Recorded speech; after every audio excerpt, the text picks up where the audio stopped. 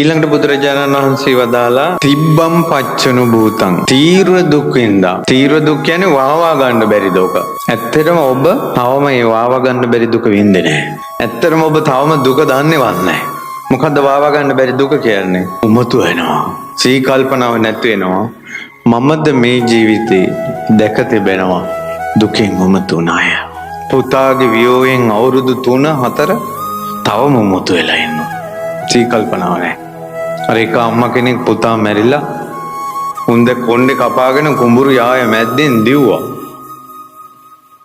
මගේ පුතා මැරුන්නේ නැහැ කියලා. මිනියවත් බලන්න ආවේ නැහැ. තවම හිත හදා ගන්න බෑ. තවම ඉන්නවමතු වෙලා. වාවා ගන්න බැරි දුක. සමහර අයගේ පපුව පුපුරනවා. වාවා ගන්න බැරි දුක.